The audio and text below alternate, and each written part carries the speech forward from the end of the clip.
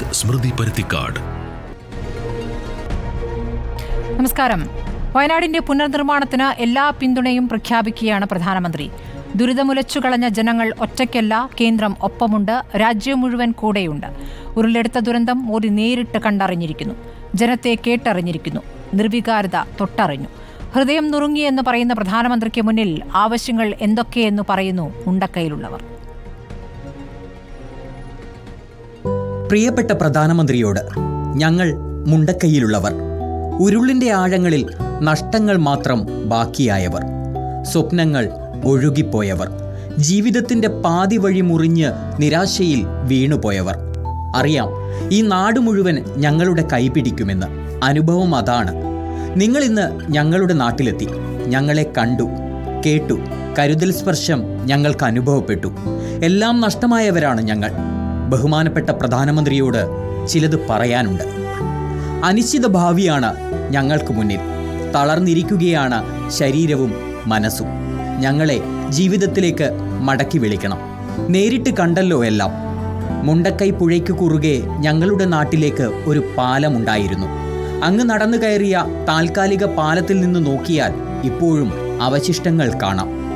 അവിടെ ഇനിയുമൊരു പാലം ഉയരണം. അതിന് കേന്ദ്രം സഹായിക്കണം. തരിശുപോലെ അങ്ങ് ചവിട്ടി നിന്ന ആ മണ്ണില്ലേ, അതിനടിയിൽ ഞങ്ങളുടെ പ്രിയപ്പെട്ടവർ ഇപ്പോഴും ഉറങ്ങുന്നുണ്ട്. ഞങ്ങളുടെ വീടുകളുണ്ട്, ഓർമ്മകളുണ്ട്. ഒന്ന് മുകളിലേക്ക് നോക്കിയാൽ പുഞ്ചിരി മാഞ്ഞുപോയ പുഞ്ചിരിമട്ടം കാണാം. ദുരിതത്തിൻ്റെ ശേഷിപ്പുകൾ മാത്രം ബാക്കിയായ നാട്. നഷ്ടമായത് 300-ലേറെ വീടുകളാണ്. ആ വീടുകൾ വീണ്ടും ഉയരണം. അതിന് നിങ്ങളുടെ സഹായം വേണം, പണം വേണം. മുണ്ടക്കൈ ടൗണിൽ ഞങ്ങൾക്ക് കടമുറികൾ ഉണ്ടായിരുന്നു. ജീപ്പും ഓട്ടോറിക്ഷയും കാറുമെല്ലാം ഉണ്ടായിരുന്നു. വായ്പയെടുത്തത് തിരിച്ചടയ്ക്കാനുണ്ട്. വരുമാനം നിലച്ചുപോയിരിക്കുന്നു. ഞങ്ങൾക്കിന്ന് ജോലിയില്ല, കൂലിയില്ല, എന്ത് ചെയ്യണമെന്നറിയില്ല. പലരും ആശുപത്രിയിലാണ്, ചികിത്സ നടക്കുന്നു. പക്ഷേ പരിക്കുകളെല്ലാം ഹൃദയത്തിനാണല്ലോ. ഞങ്ങൾക്കിനിയും ജോലി വേണം, വരുമാനം വേണം, കടങ്ങൾ വീട്ടണം, ചികിത്സ നടക്കണം. ഒന്നുമില്ലായ്മയ്ക്ക് മുന്നിലുള്ളത് കുന്നുപോലെ ആവശ്യങ്ങളാണ്. അതിന് കേന്ദ്ര സഹായം നിർബന്ധമാണ്.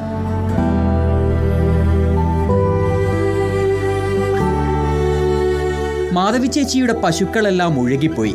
പശുവും ആടും കോഴിയും പൂച്ചയും പട്ടിയും അങ്ങനെയുള്ള മിണ്ടാപ്രാണികളുടെ എണ്ണം പോലും അറിയില്ല. പശുക്കളെയും ആടുകളെയും ഞങ്ങൾക്ക് തിരികെ വേണം. നിങ്ങൾ സഹായിച്ചേ മതിയാകൂ.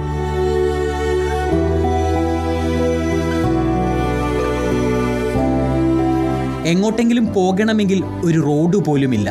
ഞങ്ങളുടെ കുട്ടികൾ ഓടിക്കളിച്ച വെള്ളാർമല സ്കൂൾ മുറ്റം മണ്ണെടുത്തു. കുറേയേറെ കുരുന്നുകളെയും. നന്മ മാത്രം നിറഞ്ഞ ആ വിദ്യാലയവും ഇന്ന് നിറം പോയ ഓർമ്മയാണ്. ആകാശത്ത് നിന്നും നിങ്ങളെല്ലാം വ്യക്തമായി കണ്ടതാണല്ലോ. വെള്ളാർമല സ്കൂളിനെ തിരികെ നൽകണം. റോഡ് പുനർനിർമ്മിക്കണം. അതിന് പണം വേണം. നിങ്ങൾ സഹായിക്കണം. പ്രിയപ്പെട്ട മോദി, നിങ്ങൾ ഞങ്ങളുടെ നാട് കണ്ടു. ഞങ്ങളെ കാണാൻ ക്യാമ്പിലും ആശുപത്രിയിലും വന്നു. അരുണിനെ കണ്ടു, അവന്തികയെ കണ്ടു, സുഹൃതിയെ കണ്ടു. നിങ്ങളെ കണ്ടപ്പോൾ ഞങ്ങളുടെ കണ്ണുകൾ നിറഞ്ഞത് എന്തിനെന്നറിയില്ല. കണ്ണുനീർ വറ്റിയെന്ന് കരുതിയതാണ്. ഞങ്ങൾ ഒറ്റയ്ക്കല്ല എന്ന നിങ്ങളുടെ വാക്കുകൾ, ഒപ്പമുണ്ടാകുമെന്ന ഉറപ്പ്, നിങ്ങളുടെ സാന്നിധ്യം തന്നെ ഞങ്ങൾക്ക് നൽകിയ ആശ്വാസം ചെറുതല്ല. നഷ്ടങ്ങൾക്ക് പകരമാവില്ല ഒന്നും. എങ്കിലും എല്ലാം തിരികെ നൽകില്ലേ? പാതി പോയ ഞങ്ങളുടെ ജീവനും ജീവിതവും. ഏറ്റവും പ്രിയപ്പെട്ട പ്രധാനമന്ത്രി, നിങ്ങൾ ഞങ്ങളെ സഹായിക്കണം. വീണ്ടെടുപ്പിന് ഒപ്പം നിൽക്കണം. വന്ന് കണ്ട് ഹൃദയം നിറച്ച് മടങ്ങുമ്പോൾ ആ സഹായവും കാത്തിരിപ്പാണ് ഞങ്ങൾ, ഏറെ പ്രതീക്ഷകളോടെ.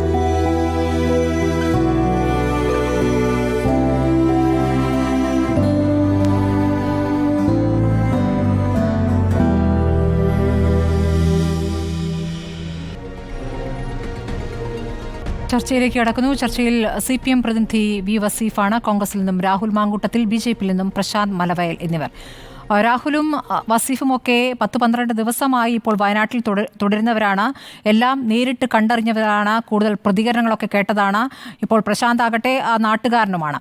നിങ്ങളെ സംബന്ധിച്ചിപ്പോൾ ഇന്നിപ്പോൾ പ്രധാനമന്ത്രി പറഞ്ഞ വാചകങ്ങൾ, ഞാൻ ആദ്യം രാഹുൽ മാങ്കൂട്ടത്തിലേക്ക് പോവുകയാണ്. രാഹുൽ, ഇപ്പോൾ പ്രധാനമന്ത്രി നടത്തിയ പ്രതികരണം ഈ കാഴ്ചകളൊക്കെ കണ്ട ശേഷം ഓരോ സ്ഥലത്തും അദ്ദേഹം ചെലവഴിച്ചത് പറഞ്ഞതിൽ നിന്നും ദീർഘമായ സമയത്തിലാണ്. ഇപ്പോൾ ക്യാമ്പിലാകട്ടെ 10-15 മിനിറ്റ് അദ്ദേഹം നിന്നു, ആളുകളെ കേട്ടു. അതിനുശേഷം അദ്ദേഹം വെള്ള സ്കൂളിലേക്ക് പോകുന്നു. അവിടെ അദ്ദേഹം 10-20 മിനിറ്റ് അവിടെ നിൽക്കുന്നു. ആ സ്കൂളിലെ കുട്ടികളുടെ അവസ്ഥ ഇപ്പോൾ എന്താണെന്ന് അദ്ദേഹം ചോദിച്ചറിയുന്നു. ആ സ്കൂൾ എങ്ങനെയായിരുന്നു നേരത്തെ എന്നുള്ള കാര്യം അദ്ദേഹം നേരത്തെ മനസ്സിലാക്കിയിട്ടുണ്ടെന്ന് വേണം കരുതാൻ. പിന്നീട് ഈ ചൂരൽമലയിലൊക്കെ 50 മിനിറ്റോളമാണ് അദ്ദേഹം നടന്നു കണ്ടത്. നടന്നു കാണുമ്പോൾ അവിടെ ഉദ്യോഗസ്ഥർ കൃത്യമായി വിവരിക്കുന്നുണ്ട് എന്തായിരുന്നു ആ മേഖല, എങ്ങനെയാണ് അവിടെ രക്ഷാപ്രവർത്തനം നടത്തിയത് എന്നൊക്കെ.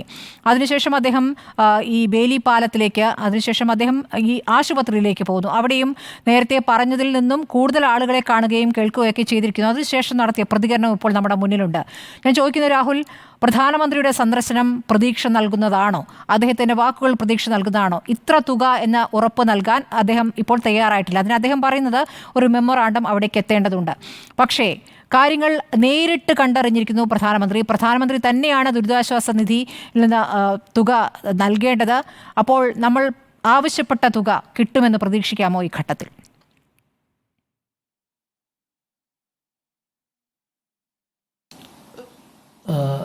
സ്മൃതി ഇവിടെ സൂചിപ്പിച്ചതുപോലെ ഈ ഉരുൾപൊട്ടലുണ്ടായ ദിവസം തൊട്ട് ഈ ദിവസം വരെ ഇവിടെ ഉണ്ടായിരുന്ന ആളുകളാണ് നമ്മളെല്ലാവരും. അപ്പോൾ സ്വാഭാവികമായിട്ട് തന്നെ ഇപ്പോൾ നമ്മൾ ചിന്തിക്കുന്നതും നമ്മൾ പറയുന്നതുമൊക്കെ ഒരു ചൂരൽമലക്കാരനെ പോലെയോ അല്ലെങ്കിൽ മുണ്ടക്കൈക്കാരനെ പോലെയോ അവരുടെ ഒരു വൈകാരികതയിലാണ് എന്നുള്ളത് വളരെ ഏതൊരു മനുഷ്യനും സംഭവിക്കുന്ന സ്വാഭാവികതയാണ്. ആ തലത്തിൽ പ്രധാനമന്ത്രിയുടെ സന്ദർശനത്തെ ഞാൻ വളരെ പോസിറ്റീവായി കാണാനാണ് ആഗ്രഹിക്കുന്നത്. അങ്ങേയറ്റം പ്രതീക്ഷ വയ്ക്കുവാനും ആഗ്രഹിക്കുന്നു. കാരണം ഇപ്പോൾ പ്രധാനമന്ത്രി ക്യാമ്പുകളിലൊക്കെ പോയി, ഇപ്പോൾ കഴിഞ്ഞ ദിവസങ്ങളിലൊക്കെ ഈ രക്ഷാപ്രവർത്തനത്തിന് ശേഷം നമ്മൾ ക്യാമ്പുകളിൽ വരുമ്പം ഇവിടെ സ്മൃതി സൂചിപ്പിച്ചൊരു വിഷയം എനിക്ക് ഏറ്റവും പ്രയാസം ഉണ്ടായിരുന്നു. ഇപ്പം ധാരാളം ആളുകൾ മരണപ്പെടുന്നത് നമ്മൾ കണ്ടു, മൃതശരീരങ്ങൾ കണ്ടു. ഞാൻ ഈ ദുരന്തം പറഞ്ഞിട്ട് ആദ്യമായി ഈ വയനാട്ടിലേക്ക് വരുമ്പോൾ ഞാൻ ആദ്യം പോയത് നിലമ്പൂരിലാണ്. കാരണം അവിടേക്കായിരുന്നു മൃതശരീരങ്ങളെല്ലാം അടിഞ്ഞുകൊണ്ടിരുന്നത്. അപ്പം അവിടുത്തെ നിലമ്പൂരിലെ ആശുപത്രിയിലെ മൃതശരീരങ്ങൾ സൂക്ഷിച്ചു വെച്ചിരിക്കുന്നു എന്ന് പറഞ്ഞിട്ട് ഞാൻ അവിടേക്ക് ചെല്ലുമ്പോൾ അവിടെ ഇതിൻ്റെ നടപടിക്രമങ്ങൾ നടക്കുന്നേ ഉള്ളൂ. അതിൻ്റെ ഈ ശരീരഭാഗങ്ങൾ പൂർണ്ണമായ രീതിയിൽ പാക്ക് ചെയ്തിട്ടില്ല.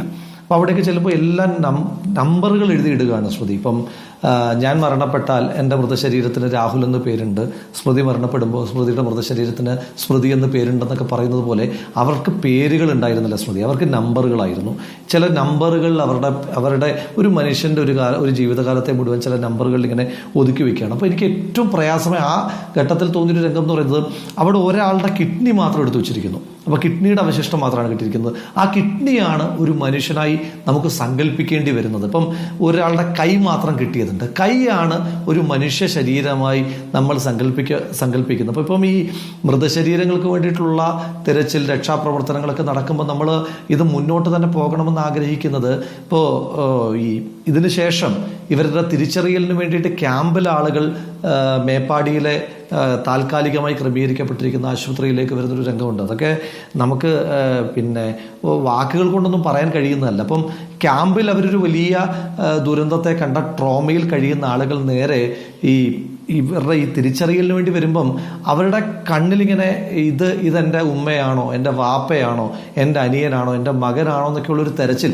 അപ്പം അതൊന്നും നമുക്ക് ഒരു പറഞ്ഞറിയിക്കാൻ പറ്റാത്ത ഒരുപാട് ഇമോഷൻസും ഫീലിങ്സുമാണ് ഇവിടെ കണ്ടത്. അതിനുശേഷം അതെല്ലാം ഞാൻ പറഞ്ഞത് അതെല്ലാം അങ്ങേറ്റം ഇൻറ്റൻസ് ആയിട്ടുള്ള നമ്മളെ ഭയങ്കരമായി വേദനിപ്പിക്കുന്ന, എനിക്കിവിടെ ഒരു അത്ഭുതമെന്ന് തോന്നിയത് മനുഷ്യന്മാർ മരണം കണ്ടങ്ങ് മരവിച്ചു പോയി സ്മൃതി. ഇപ്പം സാധാരണ ഇപ്പം നമ്മുടെയൊക്കെ നാട്ടിലൊരു മരണമുണ്ടായാൽ മരണമെന്ന് പറയുന്നൊരു വലിയ ചടങ്ങാണ് ഒരു നാട്ടിലെ. കാരണം ആ നാട്ടിലെ മുഴുവൻ ആളുകളും അവിടേക്ക് വരുന്നു, ആ ആളുടെ മരണപ്പെട്ട ആളുടെ ഉറ്റവരെല്ലാം കൂടെ ചുറ്റുമിരുന്ന് കരയുന്നു. അങ്ങനെയൊക്കെയുള്ള ഒരുപാട് പിന്നെ രംഗങ്ങൾ ഈ മരണവുമായി ബന്ധപ്പെട്ടുണ്ട്. ഇവിടെ എന്ന് പറഞ്ഞു കഴിഞ്ഞാൽ ഇപ്പം സ്മൃതി തന്നെ ശ്രദ്ധിച്ചിട്ടുണ്ടാകും, അല്ലെങ്കിൽ പ്രേക്ഷകർ ശ്രദ്ധിച്ചിട്ടുണ്ടാകും, ചൂരൽമലയിൽ ഇത്രയും പേർ മരണപ്പെട്ടിട്ട് കരഞ്ഞുകൊണ്ടിരിക്കുന്ന ആളുകളുടെ എണ്ണം കുറവാണ്. കാരണം ഒന്നാമത്തെ കാരണം അവരുടെ ഉറ്റവരും മരണപ്പെട്ടു. രണ്ട്, ഈ മരണം കണ്ട് ദുരന്തം കണ്ട് ഈ കരച്ചിലെന്നൊക്കെ പറയുമ്പോൾ അതിനകത്തൊരു വികാരം ഉണ്ടല്ലോ, ഒരു വൈകാരികത ഉണ്ടല്ലോ, അതും കടന്നൊരു മരവിപ്പിന്റെ അവസ്ഥയിലായിരുന്നു ഇനീഷ്യൽ ഡേയ്സിൽ ആ മനുഷ്യന്മാരുണ്ടായിരുന്നത്. പറഞ്ഞു വന്ന പോയിന്റ് ഇന്നിപ്പോൾ പ്രധാനമന്ത്രി കുട്ടികളെ കണ്ടു. അപ്പം നമുക്ക് ഏറ്റവും പ്രയാസമുണ്ടാകുന്ന മൊമെന്റ് സ്മൃതി നമ്മൾ ക്യാമ്പിൽ പോയി കുട്ടികളുമായിട്ട് സംസാരിക്കുമ്പോഴാണ്. അപ്പം നിങ്ങൾക്കൊക്കെ മലയാളികൾക്കെല്ലാം പരിചയമുള്ള മൃദുല എന്ന് പറയുന്ന കുഞ്ഞുമിടുക്കി. അപ്പോൾ അവൾ ചെല്ലുമ്പോഴെല്ലാം ആര് എന്ന് കഴിഞ്ഞാൽ നന്നായി വിശേഷങ്ങൾ പറയും. പക്ഷേ അവൾക്കുണ്ടായിട്ടുള്ള സ്വകാര്യമായ നഷ്ടം ഉണ്ടല്ലോ, അതവൾക്ക് തിരിച്ചറിയപ്പോൾ നമ്മളൊക്കെ ചെല്ലുമ്പം വളരെ സന്തോഷത്തോട് കൂടിയിട്ട് അവൾ വർത്താനം പറയും, പിന്നെ അവളുടെ കഥകൾ പറയും, സ്കൂളിലെ കാര്യങ്ങൾ പറയും. പക്ഷേ അവൾ കടന്നു വന്നിട്ടുള്ളൊരു വലിയ സങ്കടക്കടലുണ്ട്. അപ്പം ഞാനിങ്ങനെ വർത്താനം പറയുന്നതിനിടയിൽ ഇങ്ങനെ കാഷ്വലായിട്ട് ഇങ്ങനെ നമ്മുടെ ചില ചോദ്യങ്ങളുണ്ടല്ലോ, ഞാനിങ്ങനെ ഓർക്കാണ്ട് അവളോട് ചോദിച്ചു, നീ ഇതെല്ലാം കൂടെ കണ്ടപ്പോൾ പേടിച്ചോ? അപ്പോൾ അവൾ എന്നെ കളിയാക്കിക്കൊണ്ട് ഇങ്ങനെ ചെറുതായിട്ട് ചിരിച്ചിട്ട് പറഞ്ഞു, പിന്നെ ഒരു മല ഇടിഞ്ഞ് വന്നാൽ പേടിക്കേണ്ടിരിക്കുകയാണല്ലോ എന്നൊക്കെ പറയുന്ന ആ കുട്ടിക്ക് പോലും അവളുടെ ഒരു പശ്ചാത്തലത്തിൽ ഇത്ര വലിയ സങ്കടവും വൈകാരികതയൊക്കെ ഉണ്ട്. അപ്പം ഇതിനകത്ത് ഈ മരണപ്പെട്ടവർ മരണപ്പെട്ടു, അതിനപ്പുറം നമുക്കിപ്പോൾ പറയാൻ കഴിയില്ല. ഇനി ജീവിച്ചിരിക്കുന്നവർക്ക് വേണ്ടി നമുക്ക് ചെയ്യാൻ ഒരുപാട് കാര്യങ്ങളുണ്ട്. അവിടെയാണ് ഞാൻ പ്രധാനമന്ത്രിയുടെ വിസിറ്റിനെ പോസിറ്റീവായി കാണാനായിട്ട് ആഗ്രഹിക്കുന്നത്. ഇപ്പോൾ ഏതൊരു ദുരന്തം ഉണ്ടാകുമ്പോഴും നമുക്കൊരു 2-3 ഘട്ടമായിട്ട് പറയാം. ഒന്നാമത്തെ ഘട്ടം എന്ന് പറയുന്നത് രക്ഷാപ്രവർത്തനത്തിൻ്റെ ഘട്ടമാണ്. ആ രക്ഷാപ്രവർത്തനത്തിൻ്റെ ഘട്ടത്തിൽ ഇനിയും നമ്മളിപ്പോൾ എല്ലാ ദിവസവും, ഇപ്പം നാളെ ജനകീയ തെരച്ചിൽ വീണ്ടും ഉണ്ട്. നാളെ നമ്മൾ മല കയറുമ്പോഴും നമുക്ക് പ്രതീക്ഷ നമ്മളെ കാത്ത് ഏതെങ്കിലും ഒരു കോണിൽ അത്യത്ഭുതമാണെന്നറിയാം, പ്രതീക്ഷകൾക്കും സങ്കല്പങ്ങൾക്കും അപ്പുറമാണെന്നറിയാം. എങ്കിൽ പോലും നമ്മൾ ഓരോരുത്തരത്തേക്കും കയറി ചെല്ലുമ്പോൾ, പുതിയൊരിടത്തേക്ക് കയറി ചെല്ലുമ്പോൾ നമ്മൾ ആഗ്രഹിക്കുന്നത് നമ്മൾ ചെല്ലുന്നതും കാത്ത് ജീവന്റെ ഒരു കണികയുമായി ആരെങ്കിലും ഒരാൾ കാത്തിരിക്കണമെന്നാണ് ആഗ്രഹിക്കുന്നത്. അതിൻ്റെ അപ്രായോഗികതയെ പറ്റിയൊക്കെ നല്ല ബോധ്യം ഈ 12-13 ദിവസമാകുമ്പോൾ എനിക്കൊക്കെ ഉണ്ട്, നമുക്ക് എല്ലാവർക്കും ഉണ്ട്. എങ്കിൽ പോലും നമ്മുടെ ആഗ്രഹം അതാണ്. പക്ഷേ അത് ഒരു തെരച്ചിലിൻ്റെയും രക്ഷാപ്രവർത്തനത്തിൻ്റെയൊക്കെ ഘട്ടം. മറ്റൊരു പ്രധാനപ്പെട്ട ഘട്ടം, അതിനകത്ത് കേന്ദ്ര സർക്കാരിൻ്റെ വലിയ ഇടപെടൽ ഉണ്ടാകേണ്ടത്. ഇപ്പം നമ്മൾ ഈ ഒരു ദുരന്തം ഉണ്ടാകുമ്പോൾ ഇപ്പം നമുക്കെല്ലാവർക്കും യാഥാർത്ഥ്യ ബോധത്തോടു കൂടി സംസാരിച്ചാൽ ഇപ്പം ചൂരൽമലയും മുണ്ടക്കയും ഒക്കെ നമ്മളിപ്പോൾ ചർച്ച ചെയ്യുന്നത്, അടുത്തൊരു പ്രധാനപ്പെട്ട ചർച്ച ചെയ്യുന്നത് വരെയാണ്. ഇപ്പം സ്മൃതിയുടെ ചാനലിൻ്റെ എയർ ടൈം ആയാലും നമ്മുടെ കേരളത്തിൻ്റെ ഫോക്കസ് ടൈം ആയാലും ഒക്കെ അടുത്തൊരു വാർത്ത വരുന്നത് വരെയാണ് ഇതിൻ്റെ ആയുസ്. പക്ഷേ അതങ്ങനെ ഉണ്ടാകാൻ പാടില്ല. ഇപ്പോൾ ഓരോ ദുരന്തം ഉണ്ടാകുമ്പോഴും, പെട്ടിമുടിയിലുണ്ടായപ്പോൾ, കവളപ്പാറയിലുണ്ടായപ്പോൾ, ഇവിടെ പുത്തുമലയിലുണ്ടായപ്പോൾ, ഓരോ സ്ഥലത്തും ഉണ്ടാകുമ്പോൾ നമ്മൾ ഇനിയൊരു ദുരന്തം ഉണ്ടാകാൻ പാടില്ല എന്ന നമ്മുടെ ഒരു വാമൊഴി മാത്രം പോരാ. നമ്മൾ തിരിച്ചറിയേണ്ടുന്നൊരു യാഥാർത്ഥ്യമുണ്ട്. കേരളം എന്ന് പറയുന്നത് ഒരു നാച്ചുറൽ ബോംബായി മാറിക്കൊണ്ടിരിക്കുകയാണ്. നേച്ചർ ഒരുക്കുന്ന ഒരു ബോംബ് കേരളമായി മാറിക്കൊണ്ടിരിക്കുക. അപ്പോൾ ഭയങ്കര സെൻസിറ്റീവാണ് കേരളം. അപ്പോൾ ആ സെൻസിറ്റിവിറ്റി മനസ്സിലാക്കിക്കൊണ്ട് ഇവിടെ കേന്ദ്ര കാലാവസ്ഥ വകുപ്പിൻ്റെയും സംസ്ഥാന കാലാവസ്ഥാ വകുപ്പിൻ്റെയും അതുപോലെ കേന്ദ്ര ദുരന്ത നിവാരണ വകുപ്പിൻ്റെയും സംസ്ഥാന ദുരന്ത നിവാരണ വകുപ്പിൻ്റെയും അതുപോലെ തന്നെ ഇപ്പോൾ കുസാറ്റിലേക്ക് കാലാവസ്ഥാ വ്യതിയാന ഡിപ്പാർട്ട്മെൻറ്റ് അത്യുഗ്രമായി പ്രവർത്തിച്ചുകൊണ്ടിരിക്കുന്ന ഡിപ്പാർട്ട്മെൻറ്റുകളാണ്. കേരളത്തിലും കേന്ദ്രത്തിലുമുള്ള പ്രധാനപ്പെട്ട അത്തരത്തിലുള്ള ശാസ്ത്ര സാങ്കേതിക സർവകലാശാലകളിലെ ഡിപ്പാർട്ട്മെൻറ്റുകളുമെല്ലാമായിട്ട് ചേർന്നിട്ട് ഒരു ഇമ്മീഡിയറ്റ് റെസ്ക്യൂ ചെയർ അല്ലെങ്കിൽ ഒരു പ്രിവെൻറ്റീവ് ചെയർ, റെസ്ക്യൂ അല്ല നമുക്ക് ആവശ്യം, പ്രിവെൻറ്റീവ് ചെയർ കേരളത്തിന് ആവശ്യമാണ്. പ്രധാനമന്ത്രിയുടെയും കേന്ദ്ര സർക്കാരിൻ്റെ പ്രൈമറി ഫോക്കസ് ഉണ്ടാകേണ്ടുന്ന വിഷയം അതാണ്. കാരണം നമ്മളൊരു ദുരന്തം ഉണ്ടാക്കിയിട്ട് ഇത് L3 ഗ്രേഡിലേക്ക് ഉയർത്തണം അല്ലെങ്കിൽ L4 ആയിട്ട് മാറ്റണം എന്നൊക്കെ പറയുന്നതിനപ്പുറം ദുരന്തം ഉണ്ടാകാതിരിക്കാനായിട്ടുള്ള ജാഗ്രത, പ്രിക്വേഷനാണ് ഒന്നാം ഘട്ടം. രണ്ടാം ഘട്ടം വളരെ കൃത്യമായി പറയാം. അത് ഞാൻ പറയുമ്പോൾ ഇപ്പോൾ എൻ്റെ നാട്ടിൽ ഇവിടെ നിന്ന് കിലോമീറ്ററുകൾക്ക് അപ്പുറമാണ് നമ്മൾ ഈ ഇരിക്കുന്ന ആളുകളുടെ എല്ലാം. ഇപ്പോൾ ഇവിടെ ഇരിക്കുന്ന BJP യുടെ പ്രതിനിധി ഒഴിച്ചു ബാക്കി എല്ലാവരും ഈ ജില്ലക്കാരല്ല. പക്ഷേ നമ്മളെല്ലാം കഴിഞ്ഞ കുറേ ദിവസമായി ഈ പ്രദേശത്തിൻ്റെ ഒരു വൈകാരികത പകർന്നവരാണ്. അപ്പോൾ അതുകൊണ്ട് ഇതിൻ്റെ പുനരധിവാസത്തിൽ ഞാൻ യൂത്ത് കോൺഗ്രസ് പ്രസിഡന്റ് എന്നതിനപ്പുറം ഒരു മുണ്ടക്കൈക്കാരൻ്റെ ആഗ്രഹത്തിൽ പറഞ്ഞാൽ പുനരധിവാസ പാക്കേജ് സ്പെസിഫിക് ആകേണ്ടതായിട്ടുണ്ട് ഈ വിഷയത്തിനകത്ത്. കഴിഞ്ഞ ദിവസവും ഞാൻ പറഞ്ഞു, ഇപ്പം നമ്മൾ കഴിഞ്ഞ ദിവസം ക്യാമ്പിൽ പോയപ്പോൾ അവിടുത്തെ സ്കൂളിലെ കുറേ കുട്ടികളും പിന്നെ അതുപോലെ തന്നെ അധ്യാപകരെയും എല്ലാം കൂടെ കിട്ടും. അപ്പോൾ ഈ കുട്ടികളുടെയൊക്കെ പ്രത്യേകത എന്ന് പറഞ്ഞാൽ അവരുടെ സ്കൂളിലെ ഔദ്യോഗിക കണക്കുകൾ പ്രകാരം 22 കുട്ടികളാണ് മരണപ്പെട്ടിരിക്കുന്നത്. അപ്പം അവരുടെ കൂട്ടത്തിലുള്ള വളരെ ക്ലോസായി അവരെ ഇടപഴകിക്കൊണ്ടിരുന്ന 22 പേര് മരണപ്പെട്ടു പോയി. സ്മൃതി, നമ്മളിപ്പോൾ പറയുമ്പോൾ അതൊരു എത്ര വലിയ ഷോക്കിംഗ് ആയിട്ടുള്ളൊരു കാര്യമാണ് ആ കുട്ടികളെ സംബന്ധിച്ചിടത്തോളം. അപ്പോൾ അവർക്ക് ഇപ്പം മുന്നിൽ പ്രഖ്യാപിച്ചിരിക്കുന്ന സർക്കാരിൻ്റെ സൊല്യൂഷൻ എന്ന് പറയുന്നത് 10 കിലോമീറ്റർ ചുറ്റളവിലുള്ള സ്കൂളുകളിൽ പോയി അവരുടെ വിദ്യാഭ്യാസം നടപ്പാക്കാം എന്നുള്ളതാണ്. അത് പോരാ, അതൊരു വൈകാരികമായി തന്നെ പറയുകയാണ്. അതിൻ്റെ പ്രായോഗികത നമ്മൾ പറഞ്ഞുകൊണ്ടിരുന്നാൽ പ്രായോഗികമാക്കണം. സ്മൃതി, നമുക്ക് ആ സ്കൂൾ ഒരു താൽക്കാലിക സ്കൂൾ നമുക്ക് ഉണ്ടാക്കണം. അവിടെ നേരത്തെ പിന്നെ വെള്ളത്തിൻ്റെ അരിവിൽ പോയി അവരിരുന്ന് പഠിച്ചിരുന്ന ഓപ്പൺ ക്ലാസ്സുകളെ പറ്റിയൊക്കെ നിങ്ങളുടെ ചാനലടക്കമുള്ള ചാനലുകൾ റിപ്പോർട്ട് ചെയ്തിട്ടുണ്ടല്ലോ. അങ്ങനെ വൈകാരികമായി ഇടപെട്ടിരുന്ന ആ സ്കൂള് സുരക്ഷിതമായ ഇടം വേണമെന്നുള്ള അവിടെ പറ്റില്ല. അല്ല സ്മൃതി, അതിനകത്ത് തർക്കമില്ല. അതായത് 10, 11, 12 ആ 3 വാർഡുകൾ പൂർണ്ണമായിട്ട് ഒലിച്ചുപോയി. അവിടുത്തെ ഈ പുനരധിവാസ പാക്കേജിൽ എൻ്റെ രണ്ടാമത്തെ ഡിമാൻഡ് അത് തന്നെയാണ്. അതായത് ഇപ്പം നമ്മൾ ഇതിന്റെ നഷ്ടം അസസ് ചെയ്യുന്നത് എങ്ങനെയാണ്? വീട് നഷ്ടപ്പെട്ടവർ, മരണപ്പെട്ടവർ, അവരെ മാത്രം അസസ് ചെയ്താൽ പോരാ. ആ 10, 11, 12 അവിടെ ഇനിയും ജനവാസം സാധ്യമല്ല. അവിടെ ഇപ്പം വീട് നഷ്ടപ്പെട്ടിട്ടില്ലാത്ത ആളുകൾക്ക് കൂടി പുനരധിവാസ പാക്കേജിന്റെ ഭാഗമായിട്ട് അവർക്ക് പുതിയ വീട് കൊടുക്കണം. കാരണം അവരൊരു ദുരന്തത്തിലേക്ക് തള്ളിവിടാൻ കഴിയില്ല. ഇപ്പം അവിടെ നിൽക്കുമ്പോൾ ഇപ്പോൾ ഒന്നാമത്തെ പൊട്ടൽ കഴിഞ്ഞ് രണ്ടാമത്തെ പൊട്ടൽ ഉണ്ടായല്ലോ. അതായത് അവിടുത്തെ മലകൾ അത്ര സെൻസിറ്റീവ് ആണെന്ന് ഒരു ദിവസം കൊണ്ട് തന്നെ തെളിയിക്കപ്പെട്ടിട്ടുള്ളതാണല്ലോ.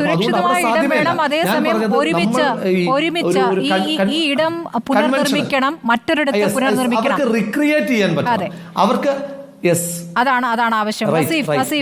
അവർക്ക് റിക്രിയേറ്റ് ചെയ്യാൻ അതിന് നമ്മൾ സർക്കാരിന്റെയോ ചട്ടങ്ങളുടെയോ നമ്മൾ നൂലാമാലകൾക്ക് പിന്നാലെ പോയാൽ പോരാ സ്മൃതി. ഇപ്പം നമ്മുടെ നാട്ടിലെ ഫിൽത്തി റിച്ച് ആയിട്ടുള്ള നമ്മുടെ നാട്ടിലെ മൾട്ടി മില്യനേഴ്സ് കോർപ്പറേറ്റുകൾ, അവർക്ക് നമ്മൾ ഇപ്പം സർക്കാരുകൾ ടാക്സ് വേവ് ചെയ്യാറുണ്ട്.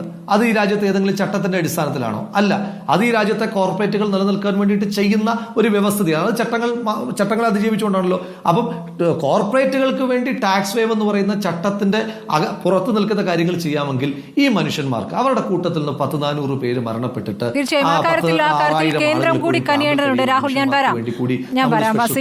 വസീഫ് ഇപ്പോൾ അവിടെ കുറേ ദിവസം തുറന്നാണ് വസീഫും നമ്മൾ അവിടെ നിന്ന് ആശുപത്രിയിൽ കണ്ടതാണ്. അവന്തിക എന്ന കുഞ്ഞിനെ അന്ന് നമ്മൾ കാണുമ്പോഴുള്ള അവസ്ഥയല്ല ഇന്ന് പ്രധാനമന്ത്രിയുടെ കട്ടിലിൽ ഇരുന്ന് ചിരിച്ചൊക്കെ സംസാരിക്കുന്നതിന് അവരുടെ കണ്ണുകളൊക്കെ ഇപ്പോൾ ശരിയായിരിക്കുന്നു എന്ന് വേണം ആ ദൃശ്യങ്ങളിൽ നിന്ന് മനസ്സിലാക്കാൻ. അപ്പോൾ പ്രതീക്ഷ നൽകുന്ന ചില കാര്യങ്ങൾ അവിടെ സംഭവിക്കുന്നുണ്ട്. ഇനി വേണ്ടത് സമഗ്രമായൊരു മെമ്മറാണ്ടം ഇവിടെ നിന്ന് അങ്ങോട്ട് കൊടുക്കുക എന്നുള്ളതാണ്. പ്രധാനമന്ത്രി പറയുന്നു പണത്തിൻ്റെ ഒരു കുറവുണ്ടാകില്ല, പണത്തിൻ്റെ ഒരു പ്രശ്നമുണ്ടാകില്ല, ഒപ്പമുണ്ട് എന്ന ഉറപ്പ് നൽകുന്നു. അദ്ദേഹം പതിവിൽ നിന്ന് വ്യത്യസ്തമായി കേരളത്തിലെ എല്ലാ സ്ഥലങ്ങളും ഈ പ്രശ്നബാധിത പ്രദേശങ്ങളെല്ലാം പറഞ്ഞതിലും അപ്പുറമുള്ള ദീർഘമായ സമയത്തിൽ പോയി കാണുകയും കേൾക്കുകയും ആളുകളെ കേൾക്കുകയും ഒക്കെ ചെയ്ത ശേഷമാണല്ലോ പ്രതികരണം വന്നിരിക്കുന്നത്.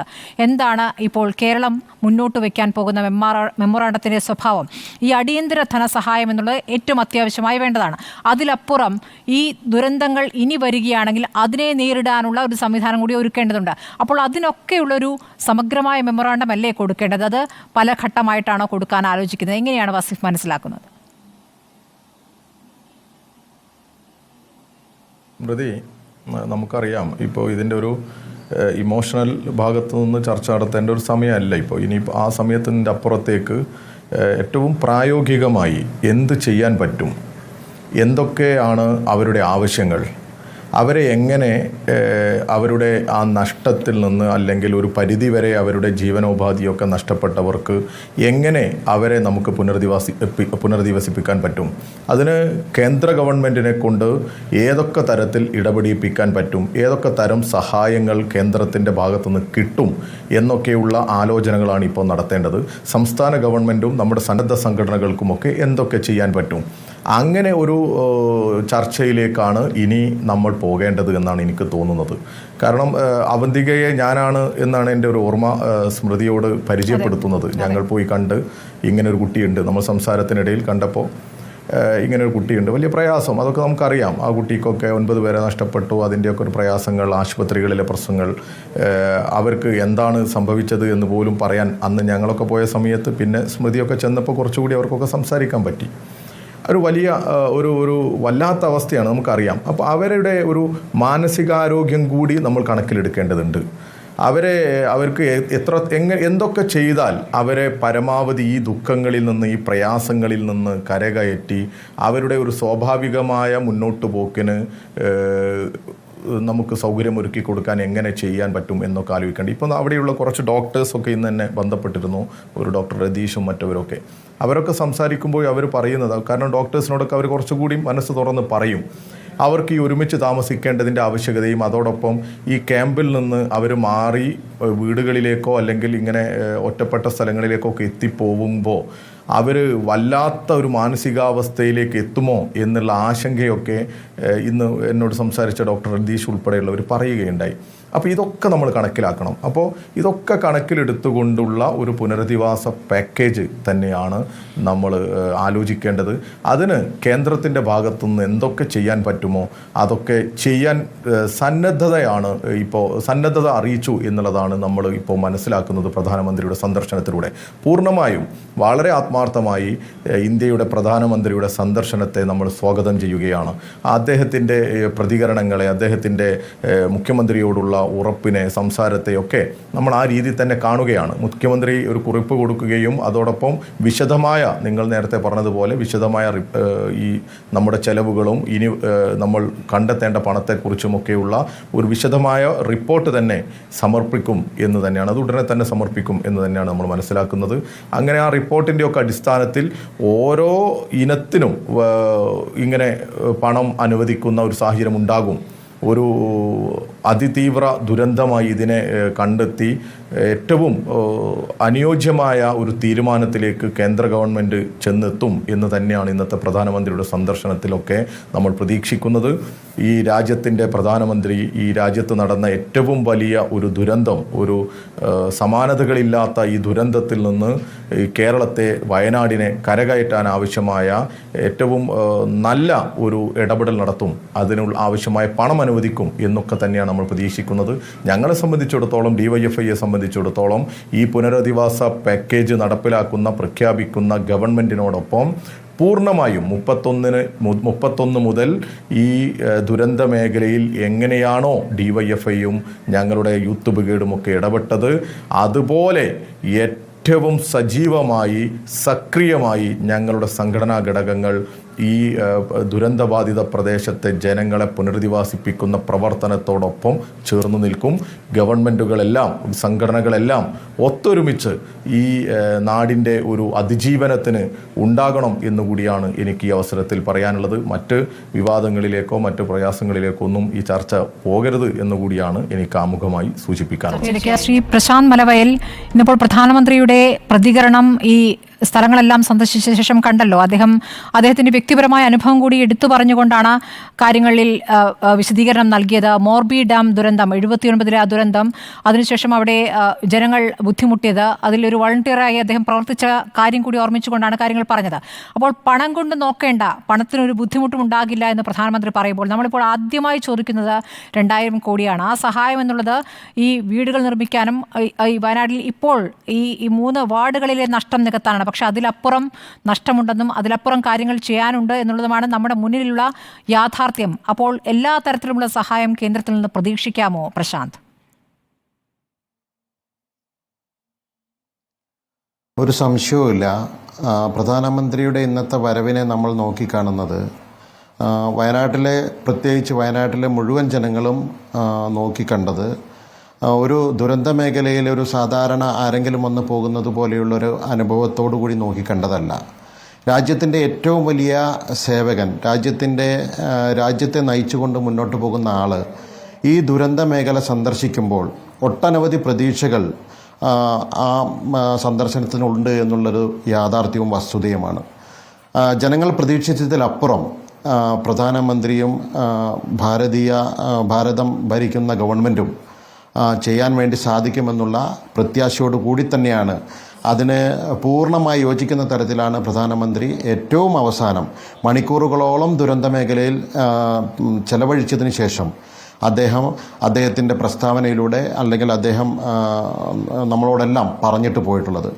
ആ ഒരു വസ്തുത മനസ്സിലാക്കിക്കൊണ്ട് തന്നെ അവിടെ 2000 കോടി 3000 കോടി എന്നുള്ളതല്ല, ഈ പുനരധിവാസത്തിന് വേണ്ടിയിട്ടുള്ള എത്രയാണോ തുക, ആ തുകയ്ക്ക് അതിരുകളില്ലാത്ത പണം, അതിന് വേണ്ടിയിട്ടുള്ള കാര്യങ്ങൾ കൃത്യമായിട്ട് അവതരിപ്പിച്ചാൽ ആ അവതരിപ്പിക്കുന്നത് മുഴുവൻ അനുവദിക്കാവുന്ന തരത്തിലുള്ള രീതിയിലേക്കുള്ള കാര്യങ്ങളാണ് ഇന്ന് പ്രധാനമന്ത്രിയുടെ വാക്കുകളിൽ നിന്ന് നമുക്ക് വായിച്ച് മനസ്സിലാക്കാൻ വേണ്ടി സാധിച്ചിട്ടുള്ളത്.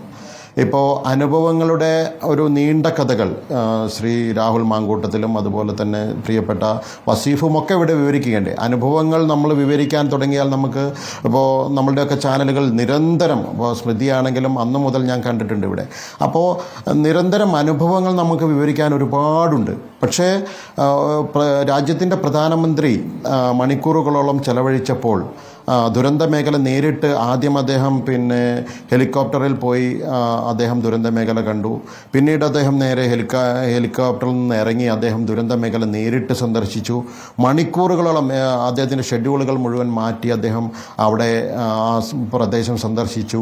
അതിനുശേഷം അദ്ദേഹം വിക്റ്റിമായിട്ടുള്ള പരിക്ക് പറ്റിയിട്ടുള്ള ആളുകളെ ആശുപത്രിയിൽ സന്ദർശിച്ചു. എന്താണ് ദുരിതാശ്വാസ ക്യാമ്പിൻ്റെ അവസ്ഥ എന്നറിയാൻ അദ്ദേഹം നേരിട്ട് അവിടെ പോയി അദ്ദേഹം ചെലവഴിച്ചു. ഇതെല്ലാം മാറ്റിമറിക്കേണ്ട, അല്ലെങ്കിൽ ഇതെല്ലാം നേരെയാക്കേണ്ട, ഈ പാവങ്ങളെയെല്ലാം കൈപിടിച്ചുയർത്തേണ്ട, ഈ നാടിനെ കൈപിടിച്ചുയർത്തേണ്ട ഉദ്യോഗസ്ഥ വൃന്ദത്തെ ഒരുമിച്ചിരുത്തിക്കൊണ്ട് മന്ത്രിതലത്തിലുള്ള ആളുകളെയെല്ലാം, ഇത് ഏകോപിപ്പിക്കുന്ന എല്ലാ ആളുകളെയും ഒരുമിച്ച് ചേർത്തിക്കൊണ്ട് പ്രധാനമന്ത്രി വിചാരിച്ചതിലപ്പുറമുള്ള ഒരു മീറ്റിംഗ് വളരെ നന്നായിട്ട് നടത്തുകയും ആ നടത്തിയതിൻ്റെ പര്യവസാനത്തിലാണ് എന്താണോ ആവശ്യപ്പെടുന്നത്, കേരളം ആവശ്യപ്പെടാൻ ഉതകുന്നത് അതെല്ലാം അനുവദിക്കുമെന്നുള്ള ഒരു തരത്തിലുള്ള ഒരു കാര്യം തന്നെയാണ് പ്രധാനമന്ത്രിയുടെ ഭാഗത്തുനിന്ന് ഉണ്ടായിട്ടുള്ളത്. പ്രശാന്ത്, പക്ഷേ നമ്മുടെ മുൻ അനുഭവങ്ങൾ അത്ര നല്ല അനുഭവങ്ങളല്ലല്ലോ പ്രശാന്ത്. മുൻപ് നമുക്ക് പ്രളയമായാലും ഓഖി ദുരന്തമായാലും ആ ഘട്ടത്തിലൊക്കെ കേന്ദ്രത്തിൽ നിന്ന് ഏത് രൂപത്തിലാണ് സഹായം ഉണ്ടായത്, പലതും തിരിച്ചു ചോദിക്കുന്ന അവസ്ഥ പോലും ഉണ്ടായിട്ടുണ്ട്. ഇപ്പോൾ പറയുന്നത് ശരിയാണോ എന്നുള്ളത് ചോദ്യം അവിടെ നിൽക്കുന്നു. പക്ഷേ നമ്മുടെ അനുഭവം അതായതുകൊണ്ടാണ് ചോദിക്കുന്നത്. അപ്പോൾ അങ്ങനെ ഒരു പശ്ചാത്തലം അവിടെ നിൽക്കുന്നു. ഇതിപ്പോൾ പ്രധാനമന്ത്രി നേരിട്ട് കണ്ടു എന്നൊരു വ്യത്യാസം അവിടെ നിൽക്കുന്നു. അദ്ദേഹത്തിൻ്റെ പ്രതികരണവും നമുക്ക് പ്രതീക്ഷ നൽകുന്നതാണ്. ഇനി അങ്ങോട്ട് ഈ പുനരധിവാസത്തിൻ്റെ കാര്യം പറയുമ്പോൾ താങ്കൾ വയനാടുകാരൻ കൂടിയാണല്ലോ.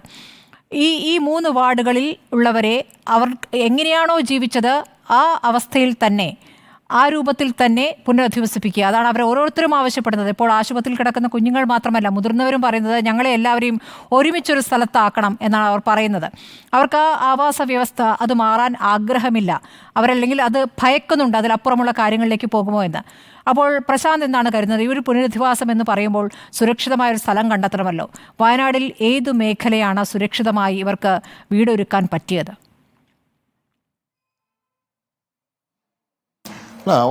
പിന്നെ ദീർഘകാലത്തിലേക്കുള്ള പദ്ധതികൾ ആവിഷ്കരിക്കുന്നതിന് മുമ്പ് ഇപ്പം നാളെയോ മറ്റന്നാളോ ഒക്കെ ആയിട്ട് ആളുകൾ ക്യാമ്പിൽ നിന്ന് പോകാൻ തുടങ്ങിയിട്ടുണ്ട്. ഇന്നലെ പോയിട്ടുള്ള ആളുകളുണ്ട്. ഇവരെവിടേക്കാണ് പോകുന്നത് എന്നുള്ളൊരു വസ്തുത നമ്മൾ മനസ്സിലാക്കണം. അപ്പോൾ നിങ്ങൾ പറഞ്ഞു, എനിക്കറിയാം നിങ്ങൾ രാഷ്ട്രീയം കൊണ്ടുവരുമെന്നുള്ളത് എനിക്ക് നന്നായിട്ട് അറിയാം. ഞാൻ രാഷ്ട്രീയം പറയാൻ വേണ്ടി ഉദ്ദേശിച്ചതുമല്ല. നിങ്ങൾ രാഷ്ട്രീയം കൊണ്ടുവരുമെന്നുള്ളത് എന്നെ സംബന്ധിച്ചത് ഞാൻ പ്രതീക്ഷിച്ചിട്ട് തന്നെയാണ്. അതെവിടെ ഇതെവിടെ എന്നൊക്കെ ചോദിക്കുമെന്നുള്ള ഒരു ഇതൊക്കെ നമ്മളെ സംബന്ധിച്ചുണ്ട് സ്മൃതി, ഇതൊക്കെ നമുക്കുണ്ട്. പിന്നെ ഇവിടുത്തെ ഒരു കാര്യം എടുത്ത് പരിശോധിക്കുക. കഴിഞ്ഞ 10-12 ദിവസം നിങ്ങൾ നോക്കിക്കണ്ടത് എന്തൊക്കെയാണ്? കേന്ദ്രസേന ഒരുമിച്ച് വരുന്നു, കേന്ദ്രസേനകൾ ചെയ്യാൻ പറ്റുന്നതിലപ്പുറത്തുള്ള കാര്യങ്ങൾ ചെയ്തുകൊണ്ടിരിക്കുന്നു. ഈ നാട്ടിലെ ജനങ്ങളെ കൈപിടിച്ചുയർത്താൻ വേണ്ടിയിട്ടുള്ള എല്ലാ കാര്യങ്ങളും കേന്ദ്രത്തിൻ്റെ ഭാഗത്തുനിന്ന് പടിപടിയായിട്ടുണ്ടായിക്കൊണ്ടിരിക്കുന്നത് നിങ്ങൾ മറന്നുപോകുന്നത് കൊണ്ടാണ്. നിങ്ങൾ കഴിഞ്ഞ കാര്യത്തെക്കുറിച്ച് പറയുമ്പോൾ നമ്മൾ കഴിഞ്ഞ കാര്യത്തേക്ക് രാഷ്ട്രീയമായിട്ട് കഴിഞ്ഞ കാര്യത്തിലേക്ക് പോകുന്നതിനേക്കാൾ നല്ലത് ഇവിടെ നിങ്ങൾ കണ്ടുകൊണ്ടിരിക്കുന്ന അനുഭവങ്ങളുണ്ടല്ലോ. ഒരു കേന്ദ്രമന്ത്രി വന്നിട്ട് ഏകോപിപ്പിച്ചിട്ടുള്ള കാര്യങ്ങൾ നിങ്ങൾ കണ്ടിട്ടുണ്ടല്ലോ. ഞാൻ സംസ്ഥാന സർക്കാർ ചെയ്തു വന്നിരിക്കുന്ന ഒരു പ്രവർത്തനത്തെയും ഞാൻ നിരാകരിക്കുന്നില്ല, അല്ലെങ്കിൽ അദ്ദേഹം സംസ്ഥാന സർക്കാർ ചെയ്തുകൊണ്ടിരിക്കുന്ന പ്രവർത്തനങ്ങളെ എവിടെയും ഞാൻ അതിൻ്റെ ഒരു മോശം വശം ഞാൻ എവിടെയും നോക്കിക്കാണുന്നേയില്ല. മുഖ്യമന്ത്രി 3-ാമത്തെ ദിവസം ഇവിടെ സർവകക്ഷി യോഗം നടത്തി. ഞങ്ങളുടെ ആശങ്കകൾ, വയനാട്ടിലെ ജനങ്ങളുടെ ആശങ്കകൾ ഞങ്ങൾ കൃത്യമായിട്ട് അദ്ദേഹത്തെ ബോധ്യപ്പെടുത്തി. സംസ്ഥാന സർക്കാരും കേന്ദ്ര സർക്കാരും ഒക്കെ ഒരുമിച്ച് തന്നെയാണ് സ്മൃതി ഇവിടെ എല്ലാ കാര്യങ്ങളും ചെയ്ത് മുന്നോട്ട് പോകുന്നത്. ഇനിയുള്ള കാര്യങ്ങളിലും അങ്ങനെ തന്നെയാകണമെന്നുള്ളതാണ് വയനാട്ടിലെ ജനങ്ങളുടെ ആഗ്രഹവും ആവശ്യവും അത് തന്നെയാണ്. അതുകൊണ്ട് തന്നെയാണ് കേന്ദ്രമന്ത്രി ജോർജ് കുര്യൻജി ഇവിടെ 4 ദിവസം ഉണ്ടാവുകയും അതിനുശേഷം കേന്ദ്രത്തിൻ്റെ കേരളത്തിൽ നിന്നുള്ള മന്ത്രിയായിട്ടുള്ള സുരേഷ് ഗോപി ഇവിടെ എത്തുകയും അതിനുശേഷം ഇതിലെ ഏറ്റവും ഉന്നതനായിട്ടുള്ള, ഇതിലപ്പുറത്ത് മറ്റൊരാളില്ല എന്നുള്ള വസ്തുത നമുക്കറിയാം, അദ്ദേഹത്തെ തന്നെ ഇവിടെ കൊണ്ടുവരികയും ഈ എല്ലാ മേഖലകളും സ്പർശിച്ചുകൊണ്ട് അദ്ദേഹം ഒരു തീരുമാനമെടുത്ത് ഇവിടുന്ന് പോവുകയും ചെയ്തിട്ടുള്ളത് നമുക്കറിയാം. അപ്പോൾ പാക്കേജുകൾ, അല്ലെങ്കിൽ നമുക്ക് ആവശ്യമുള്ളത് പറയട്ടെ, ആരാണോ പറയേണ്ടത് അവർ പറയട്ടെ. എവിടെ വേണം, എങ്ങനെ വേണം, എത്ര വേണം, എത്ര സ്ഥലം വേണം, ആരൊക്കെ പുനരധിവസിപ്പിക്കണം, ആരൊക്കെ ഒരു കുടുംബത്തിൽ ബാക്കിയായിട്ടുണ്ട് തുടങ്ങിയിട്ടുള്ള മുഴുവൻ കണക്കുകളും ഉണ്ടായാലാണ് ഇതിനൊക്കെ പര്യവസാനം ഉണ്ടാവുകയുള്ളൂ എന്ന് നമുക്കറിയാം. ആദ്യം ചെയ്യേണ്ടത് നമുക്കിവരെ ഈ ക്യാമ്പിൽ നിന്ന് പോകുന്ന ആളുകളെ ഒരു കഷ്ണം തുണിയില്ലാതെ, ഒരു കയ്യിലൊരു രൂപ പോലും ഇല്ലാതെ, ഒരു കഴിക്കാൻ ആഹാരമില്ലാതെ, കഴിക്കാൻ പ്ലേറ്റ് ഇല്ലാതെ, ഗ്ലാസ് ഇല്ലാതെ ഒക്കെ ബുദ്ധിമുട്ട് അനുഭവിക്കുന്ന അനുഭവിക്കുന്നവർ എങ്ങോട്ട് പോകും? അവരെ കുറിച്ചാണ് ആദ്യം നമ്മൾ ചിന്തിക്കുന്നത്. ആദ്യത്തെ 1-2 ആഴ്ച നമ്മൾ അത് മാത്രമേ ചിന്തിക്കാൻ വേണ്ടി പാടുള്ളൂ. ദിവസം 300 രൂപ ഒരാൾക്ക്, ഒരു കുടുംബത്തിലെ 2 പേർക്ക് തീർച്ചയായിട്ടും അതിനെ സ്വാഗതം ചെയ്യുകയല്ലേ നമ്മൾ ചെയ്യുന്നത്. അതിലാരാണ് അതിന് വിഘാതം നിൽക്കുന്നത്? ആരുമില്ലല്ലോ. പിന്നെ എന്തിനാണ് നമ്മൾ അനാവശ്യ ചർച്ചകളിലേക്ക് പോകുന്നത്? എല്ലാവരും ഒരുമിച്ച് ചേർന്നാൽ തന്നെയാണ് ഇതുവരെ തുടർന്ന ഐക്യമുണ്ട്. അത് അങ്ങോട്ട് തുടരേണ്ടതുണ്ട് പ്രശാന്ത്. ആ തുടരേണ്ട ഘട്ടത്തിൽ നമുക്ക് വേണ്ട കാര്യങ്ങൾ ആ പൂർണ്ണ രൂപത്തിൽ കിട്ടുമോ എന്നുള്ള ചോദ്യം ഉയർത്തേണ്ടതുണ്ട്. ആ ചോദ്യം ഒരുമിച്ച് തന്നെയാണ് ഉയർത്തേണ്ടത്. താങ്കൾ ഒരു BJP-കാരനായിട്ടല്ല, വയനാടുകാരനായിട്ട് കേരളത്തിൽ നിന്നുള്ള ഒരു പ്രതിനിധി എന്ന നിലയ്ക്ക് തന്നെയാണ് ആ ചോദ്യം ഉന്നയിക്കേണ്ടത്. അതുകൊണ്ടാണ് നേരത്തെയുള്ള സാഹചര്യം കൂടി പറയേണ്ടി വരുന്നത്. ഞാൻ ചോദിക്കുന്നത്, നോക്കൂ, നിങ്ങൾ 12 ദിവസമായിട്ട് കണ്ടുകൊണ്ടിരിക്കുന്നത് അത് തന്നെയല്ലേ? 12 ദിവസമായിട്ട് ഇവിടെ എവിടെയാണ് ആരുടെയെങ്കിലും ഭാഗത്തു നിന്നുള്ള പോരായ്മ ഉണ്ടായതായിട്ട് ചൂണ്ടിക്കാണിക്കാൻ നമ്മളെ സംബന്ധിച്ച് ഈ 12 ദിവസത്തിനുള്ളിൽ ഉണ്ടായിട്ടില്ല. മുൻപത്തെ കാര്യങ്ങളാണ് ചർച്ച ചെയ്തെങ്കിൽ നമുക്ക് ഒരുപാട് കാര്യങ്ങൾ പറയാനുണ്ട്. ഇനി 12 ദിവസത്തിന് ശേഷം പ്രധാനമന്ത്രി പോയതിനു ശേഷം അല്ലെങ്കിൽ മുഖ്യമന്ത്രി ചെയ്തിരിക്കുന്ന കാര്യങ്ങളെക്കുറിച്ചൊക്കെ ചർച്ച ചെയ്യാൻ നമുക്കൊരു 2 ആഴ്ച കൂടി കഴിയട്ടെ എന്നുള്ളതാണ് എന്നെ സംബന്ധിച്ച് പറയാനുള്ളത്. എന്തായാലും പ്രത്യാശയോടുകൂടിയാണ് വയനാട്ടിലെ ജനങ്ങൾ പ്രധാനമന്ത്രിയുടെ വരവിനെ കണ്ടത്. അത് അതേപോലെ നടക്കുമെന്നുള്ളത് ഒരു സംശയവുമില്ല, അർത്ഥശങ്കയ്ക്കിടയില്ലാതെ പറയാൻ സാധിക്കും. പ്രധാനമന്ത്രി പറഞ്ഞിട്ടുള്ളത് ഇവിടെ പുനരധിവാസത്തിന് പണത്തിൻ്റെ യാതൊരു വിധത്തിലുള്ള പ്രയാസവും ഈ രാജ്യത്തുണ്ടാകില്ല. രാജ്യം ഭരിക്കുന്ന പാർട്ടിയും പ്രധാനമന്ത്രിയും അതോടൊപ്പം ഉണ്ടാകുമെന്ന്, രാജ്യം ഭരിക്കുന്ന സർക്കാർ ഈ വയനാട്ടിലെ ജനങ്ങളോടൊപ്പം ഉണ്ടാകുമെന്നുള്ളത് അദ്ദേഹം കൃത്യമായി പറഞ്ഞിട്ടുണ്ട്. അത് നടപ്പിലാവുക തന്നെ ചെയ്യുമെന്നുള്ളതാണ് ഞങ്ങളുടെ പ്രതീക്ഷ. ശരി രാഹുൽ, ഇപ്പോൾ നമ്മളൊരു ധനസഹായം അടിയന്തരമായി ആവശ്യപ്പെടുന്നത് 2000 കോടിയാണ്. അതിലപ്പുറമുള്ള ധനസഹായം വേണ്ടി വരുമെന്നുള്ള കാര്യം വ്യക്തമാണ്. പക്ഷേ ഓരോ സംസ്ഥാനങ്ങളും ദുരന്തം വരുന്ന ഘട്ടത്തിൽ കേന്ദ്രത്തോട് അഭ്യർത്ഥിക്കുന്നു, ഞങ്ങൾക്ക് ഇത്രയും തരേണ്ടതുണ്ട്, വന്ന് കാണൂ ഞങ്ങളുടെ ദുരന്തം എന്ന രൂപത്തിൽ അഭ്യർത്ഥിക്കേണ്ട ഒരു സാഹചര്യം വരുന്നു. യഥാർത്ഥത്തിൽ ഈ ദുരന്തങ്ങളിലുള്ള നഷ്ടപരിഹാരം എന്നുള്ളത് ഒരു അവകാശമാക്കുകയും അതിലൊരു നിയമനിർമ്മാണവും അതല്ലേ യഥാർത്ഥത്തിൽ വേണ്ടത് രാഹുൽ?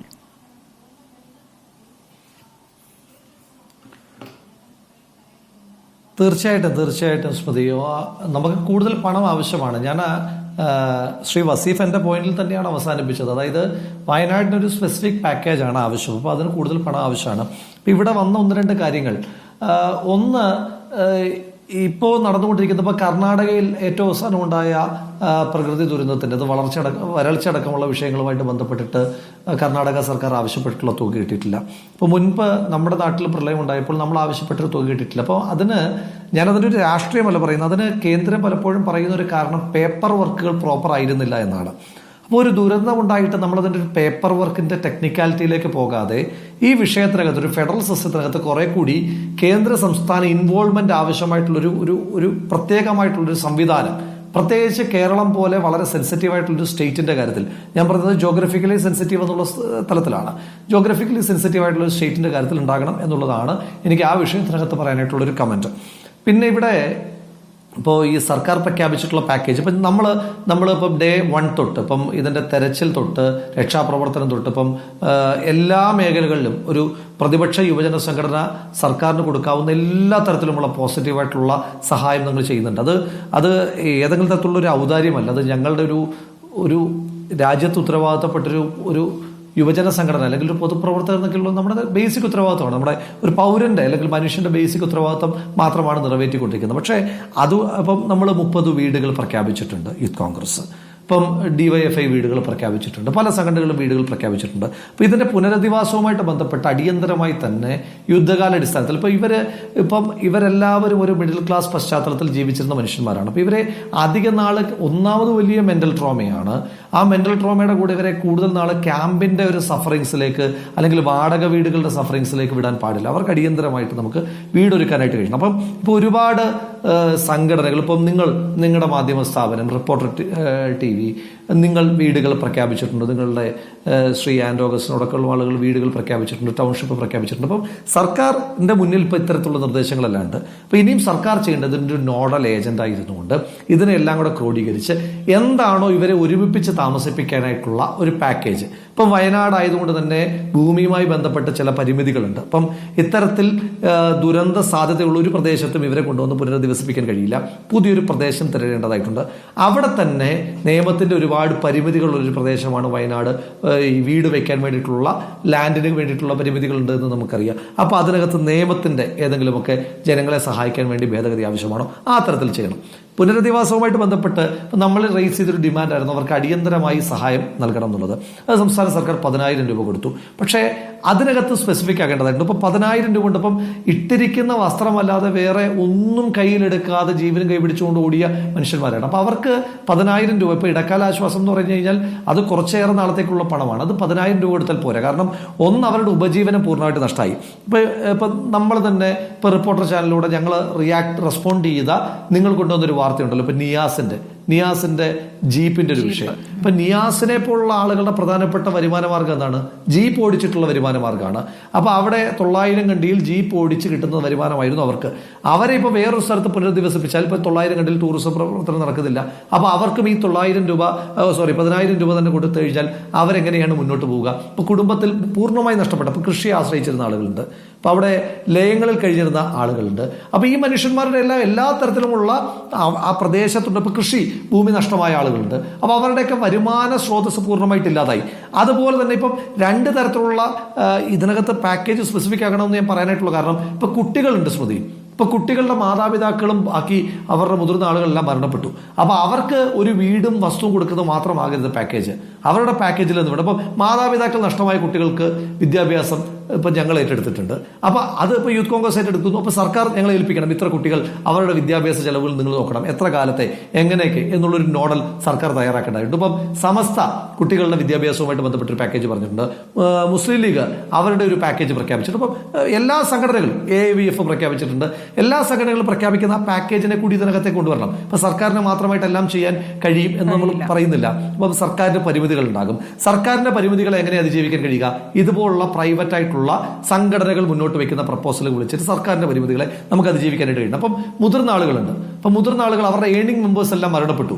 അവർക്ക് 10,000 രൂപ മാത്രം ഇടക്കാല ആശ്വാസം കൊടുത്തു കഴിഞ്ഞാൽ അവർക്ക് പിടിച്ചു നിൽക്കാൻ കഴിയില്ല. കാരണം ഒന്നുമില്ല. ഇപ്പൊ ഈ ക്യാമ്പിൽ കൊടുക്കുന്നത് നമ്മുടെ കളക്ഷൻ പോയിന്റുകൾ കൊടുക്കുന്ന കാര്യങ്ങൾ മാത്രമേ അവർക്കുള്ളൂ. അപ്പൊ അവരുടെ പർച്ചേസിംഗ് കപ്പാസിറ്റിക്ക് അവർക്കൊരു 25,000 രൂപയെങ്കിലും ഇടക്കാല ആശ്വാസമായിട്ട് കൊടുക്കണം. രണ്ടാമത്തെ ഒരു പ്രധാനപ്പെട്ട വിഷയം, അത് ഇന്നലെ മന്ത്രിസഭാ ഉപസമിതി അംഗവും കേരളത്തിന്റെ പൊതുമരാമത്ത് മന്ത്രിയുമായ ശ്രീ മുഹമ്മദ് റിയാസ് നേരിട്ട് സൂചിപ്പിച്ചൊരു വിഷയമാണ്. അതായത് ഇപ്പൊ സർക്കാർ പ്രഖ്യാപിച്ചിരിക്കുന്ന ഇടക്കാല ആശ്വാസ പദ്ധതികൾ മുഴുവൻ ലഭിക്കുന്നത് ക്യാമ്പിലുള്ളവരാണ്. ക്യാമ്പിൽ കഴിയാത്ത മറ്റൊരു വിഭാഗം ആളുകളുണ്ട്. അപ്പൊ ക്യാമ്പിൽ കഴിയുന്നവർ ഇതേ സ്ഥലത്ത് വീട് പൂർണ്ണമായി നഷ്ടമായി, ദുരന്തത്തിൽ പരിക്ക് പറ്റിയ ആളുകൾ ഒരുപാട് പേര് ഇതിനോട് സമീപ പ്രദേശത്തുള്ള ബന്ധുവീടുകൾ കഴിയുന്നവരുണ്ട്. അവരുടെയും അവസ്ഥ ഇത് തന്നെയാണ്. അവർ ക്യാമ്പിൽ കഴിയുന്നില്ല എന്നത് മാത്രമേ ഉള്ളൂ വ്യത്യാസം. അപ്പൊ അവർക്ക് കൂടി എന്ത് വേണം? നമ്മൾ ഈ പ്രതിദിനം കൊടുക്കുന്ന പണം അത് 300-ൽ നിന്ന് ഉയർത്താൻ പറ്റുമോ? കാരണം 300 രൂപ കൊണ്ട് ഒരു ഫാമിലിക്ക് ഫീഡ് ചെയ്യാൻ കഴിയില്ലല്ലോ സ്മൃതി, മുന്നോട്ട് പോകും. ഇപ്പൊ അവർ ക്യാമ്പിൽ നിന്ന് പുറത്തേക്ക് ഇറങ്ങും. ഇപ്പൊ ക്യാമ്പിൽ കഴിയുമ്പോഴാണ് എല്ലാ സംഘടനകളും ചെന്ന് അവർക്ക് ഭക്ഷണവും കാര്യങ്ങളും ക്യാമ്പിന്റെ ഭക്ഷണവും എല്ലാം കിട്ടുന്നത്. അപ്പോൾ പുറത്തേക്ക് ഇറങ്ങുമ്പോഴത്തേക്കിന് ഒരു ഫാമിലിയാണ് ഫീഡ് ചെയ്യേണ്ടി വരുന്നത്. അപ്പോൾ ഈ 300 രൂപയ്ക്ക് അതിന് പരിമിതിയുണ്ട്. അപ്പോൾ അതുകൊണ്ട് ആ 300 രൂപ എന്നുള്ള ആ ക്യാപ്പ് ഒന്ന് വർദ്ധിപ്പിക്കാനായിട്ട് നമുക്ക് തയ്യാറാകണം. അതുപോലെ തന്നെ ക്യാമ്പിന് പുറത്ത് കഴിയുന്ന ബന്ധുവീടുകളിൽ കഴിയുന്ന ആളുകൾക്കും അടിയന്തരമായി ഈ പാക്കേജിന്റെ ഭാഗമായിട്ട് ഇപ്പം ഈ ഇടക്കാല ആശ്വാസം ആ ആളുകൾക്ക് കൂടി കൊടുക്കാൻ. ഇതിന്റെ ദുരന്തത്തിന്റെ ആ വിക്ടിംസിനെ നമ്മൾ കണക്കാക്കുമ്പോൾ മരണപ്പെട്ടവർ മാത്രമല്ല, വീട് നഷ്ടപ്പെട്ടവർ മാത്രമല്ല, ഇപ്പൊ അവിടെ തന്റെ ഒരു മനുഷ്യായുസിന്റെ സമ്പാദ്യമായി 50 സെന്റ് വാങ്ങി അവിടെ കൃഷി നടത്തുന്ന ആള്, അയാൾ വിക്ടിം അല്ലേ? ഇപ്പൊ സാധാരണഗതിയിൽ, അതുകൊണ്ടാണ് ഞാൻ പറഞ്ഞത് ഇവിടെ സ്പെസിഫിക് ആക്കണം. ഇപ്പൊ സാധാരണഗതിയിലുള്ള സർക്കാരിന്റെ ചട്ടപ്രകാരം എന്താണ്? വീട് നഷ്ടമായവർക്ക് മാത്രമാണ് പുനരധിവാസം. ഈ ഒരു മനുഷ്യായുസിലെ മുഴുവൻ സമ്പാദ്യം കൊണ്ട് 50 സെന്റിൽ കൃഷിയുമായി ജീവിച്ചിരുന്ന ആള്, അയാൾ ഇതിന്റെ വിക്ടിമാണ്. അയാളെ കൂടി ഈ പാക്കേജിന്റെ ഭാഗമാക്കേണ്ടതായിട്ടുണ്ട്. അതുകൊണ്ടാണ് പറഞ്ഞത് ജനറൽ പാക്കേജിനപ്പുറം സ്പെസിഫിക് ആയി മാൻ ടു മാൻ അല്ലെങ്കിൽ ഫാമിലി ടു ഫാമിലി ആയിട്ടുള്ള ഒരു സ്പെഷ്യൽ കേസ്. കാരണം സ്പെഷ്യൽ കേസായിട്ട് എടുക്കാം. ഇപ്പൊ കേരളം കണ്ടിട്ടുള്ളതിൽ വെച്ച് ഏറ്റവും വലിയ ദുരന്തമാണ്. ഇപ്പൊ എന്റെയോ എന്റെ തലമുറയുടെയോ നിങ്ങളുടെ ഇവിടെ ഇരിക്കുന്ന ആരുടെ തലമുറയുടെയോ കേട്ടുകൊണ്ടിരിക്കുന്ന തലമുറയുടെയോ ഒക്കെ ആലോചനകൾക്കും പരിചയങ്ങൾക്കും ഒക്കെ അപ്പുറമുള്ള ഒരു ദുരന്തം ഉണ്ടാകുമ്പോൾ ഞാൻ നേരത്തെ സൂചിപ്പിച്ച വിഷയം, ഇപ്പൊ ഇതിന്റെ പ്രായോഗികത, നമ്മൾ ഇതിന്റെ റെഡ് ടേപ്പുകളെ പറ്റി പറയണ്ട.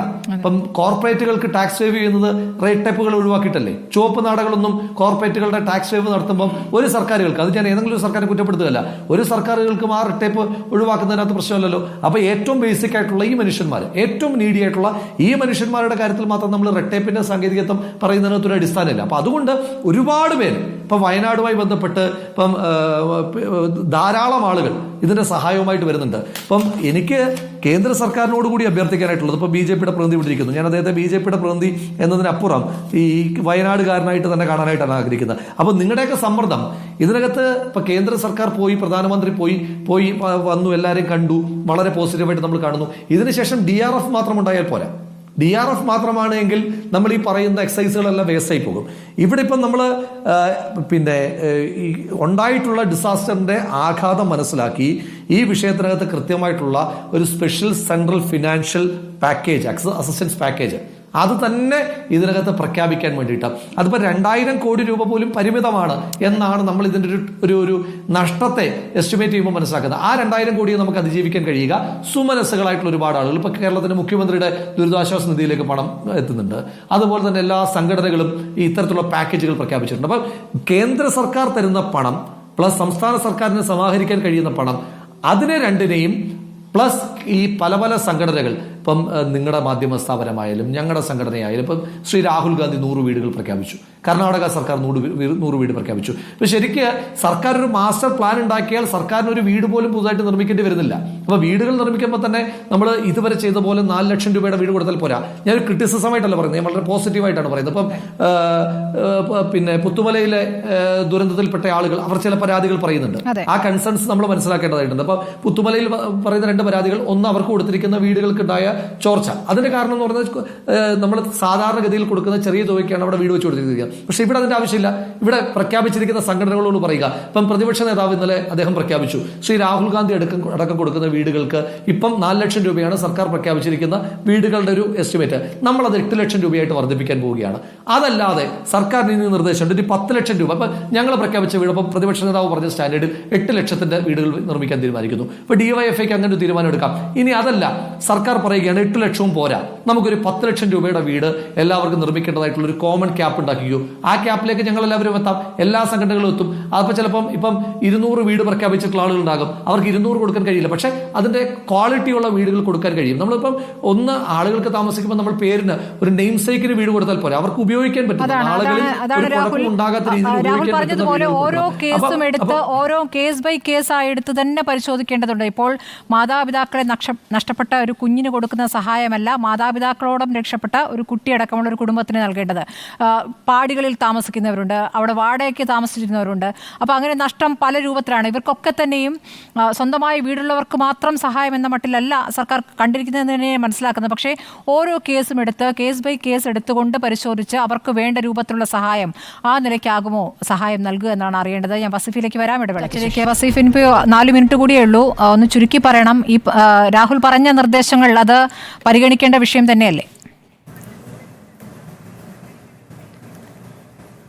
സ്മൃതി, കൂടുതൽ സമയം നിങ്ങൾ അനുവദിച്ചു, ശരി, കൊടുക്കട്ടെ.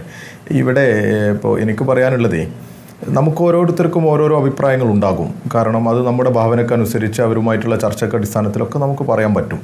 പക്ഷെ ഒരു ഗവൺമെൻറ് എന്നുള്ള നിലക്ക് അതിൽ കുറേ പരിമിതികളുണ്ട്. ഇപ്പോൾ DYFI വിവിധ പ്രദേശങ്ങളിൽ വിവിധ ആളുകൾക്ക്, വിവിധ തരത്തിൽപ്പെട്ട ആളുകൾക്ക് വീട് നിർമ്മിച്ച് കൊടുക്കാറുണ്ട്. ഞങ്ങളിപ്പോൾ ഇത് ആദ്യമായി പ്രഖ്യാപിക്കുന്ന ഒരു പദ്ധതിയൊന്നുമല്ല. ഇപ്പോൾ കഴിഞ്ഞ സന്തോഷ് ട്രോഫിയിൽ വിജയിച്ച് വന്ന ആ ടീമിൽ പെട്ട പ്രിയപ്പെട്ട സുഹൃത്തിന് തിരുവമ്പാടിയിൽ ഞങ്ങളൊരു വീട് വെച്ച് കൊടുത്തു. ആ വീട് സാധാരണ നമ്മൾ ഈ പറയുന്നത് പോലെ 4 ലക്ഷം 8 ലക്ഷം രൂപയുടെ അതായിരുന്നില്ല. അത് അവരുമായിട്ടുള്ളൊരു ചർച്ചയിൽ ഞങ്ങൾക്ക് കൂടി ചെയ്യാൻ പറ്റുന്നത് എന്ത് എന്നുള്ള ഒരു ചർച്ചയുടെ അടിസ്ഥാനത്തിൽ 1250 സ്ക്വയർ ഫീറ്റിൻ്റെ വീടാണ്. അത് ഏകദേശം 16-18 ലക്ഷത്തോളം രൂപ അതിന് ചിലവ് വന്നിട്ടുണ്ട്. അപ്പോൾ അങ്ങനെയാണ് നമ്മൾ വീട് കൊടുത്തു കൊടുക്കുക. പക്ഷെ ഇവിടെ അങ്ങനെയല്ല. ഇവിടെ അതിന് ഒക്കെ ഒരുപാട് പ്രയാസങ്ങളും ഒരുപാട് ഈ പറയുന്ന തടസ്സങ്ങളും ഒക്കെ ഉണ്ടാകും. ഇപ്പോൾ എന്നിരുന്നാലും എൻ്റെയും ആഗ്രഹം, ഞങ്ങളുടെ സംഘടനയുടെയും ഒക്കെ ആഗ്രഹം, എങ്ങനെയായിരുന്നോ അവർ ജീവിച്ചിരുന്നത് അല്ല അതിനേക്കാൾ മികച്ച ഒരു അന്തരീക്ഷത്തിൽ അവരുടെ ജീവിതം, അവരുടെ സൗകര്യങ്ങൾ ഒക്കെ അവർക്കുണ്ടാകണം എന്ന് തന്നെയാണ് നമ്മളൊക്കെ ആഗ്രഹിക്കുന്നത്. ഇപ്പോൾ കേരളത്തിലെ മുഖ്യമന്ത്രിയെക്കുറിച്ച് നമുക്കറിയാം, ഒരു സാധാരണ ചീഫ് മിനിസ്റ്റർ ഓഫ് കേരള എന്ന് പറയുന്നതിൻ്റെ ഒക്കെ അപ്പുറത്തേക്ക് ഏതൊരു മനുഷ്യൻ്റെ മനസ്സിലും ഇപ്പോൾ മുഖ്യമന്ത്രിയെക്കുറിച്ച് പറയുക റിയൽ ക്രൈസിസ് മാനേജർ എന്നൊക്കെ പറയുന്ന തരത്തിലേക്ക് CMൽ വലിയൊരു വിശ്വാസം നമുക്കൊക്കെ ഉണ്ട്. കേരളത്തിലെ ജനങ്ങളും അത് പ്രതീക്ഷിക്കുന്നുണ്ട്. സ്വാഭാവികമായും ഇപ്പോൾ ഈ ഒരു ഇടക്കാല ആശ്വാസം പ്രഖ്യാപിച്ചത് മുതൽ ഇങ്ങോട്ട് ഓരോ ഘട്ടത്തിലും ഓരോ വിഷയവും മനസ്സിലാക്കാൻ വേണ്ടി ഇപ്പോൾ നേരത്തെ സർവകക്ഷി യോഗം വിളിച്ചു, അതുപോലെ തന്നെ ഉദ്യോഗ തലത്തിലുള്ള യോഗങ്ങൾ വിളിച്ചു, കേന്ദ്ര ഗവൺമെൻറ്റുമായിട്ടുള്ള കമ്മ്യൂണിക്കേഷൻ വളരെ പ്രോപ്പറായിട്ട് നടത്തുന്നു. അങ്ങനെ ഓരോ ഭാഗത്തും ചർച്ചകൾ നടത്തി അതിൻ്റെ പിന്നാലെ നിന്ന് എങ്ങനെയൊക്കെ ഈ ജനങ്ങളെ കയറ്റാൻ ആവശ്യമായ പ്രവർത്തനങ്ങളിലേക്ക് നേതൃത്വം കൊടുക്കാൻ പറ്റുമോ അങ്ങനെയൊക്കെ നേതൃത്വം കൊടുക്കുന്ന ഒരു സംവിധാനം ഇവിടെയുണ്ട്. അതിൻ്റെ ലീഡർഷിപ്പായിട്ട് സഖാവ് പിണറായി വിജയനും ഉണ്ട്. അപ്പം ഞങ്ങൾക്ക് വലിയ പ്രതീക്ഷയുണ്ട്. ഈ ജനങ്ങൾ പ്രയാസപ്പെടില്ല, അവർ ഒറ്റപ്പെടില്ല, അവരെ ചേർത്ത് പിടിക്കുന്ന ഒരു നടപടി സ്വീകരിക്കും. അതിന് എത്രത്തോളം കേന്ദ്ര ഗവൺമെൻറ്റിൻ്റെ ഭാഗത്തുനിന്ന് സഹായം ഉണ്ടാകുമോ ആ സഹായത്തിൻ്റെ കൂടി അടിസ്ഥാനത്തിൽ ആയിരിക്കും ഒരു പദ്ധതിയും അതിൻ്റെ ഒരു പ്ലാനും ഒക്കെ വീണ്ടും ഒക്കെ വരിക. അപ്പോൾ കേന്ദ്ര ഗവൺമെൻറ് ഇപ്പോൾ നേരത്തെ പറഞ്ഞതുപോലെ ഞാനും നിങ്ങളുമൊക്കെ ആഗ്രഹിക്കുന്നത് പോലെ അങ്ങനെ ഒരു സഹായം വന്നില്ലെങ്കിലോ അതും വേണമല്ലോ നമുക്ക് നോക്ക്.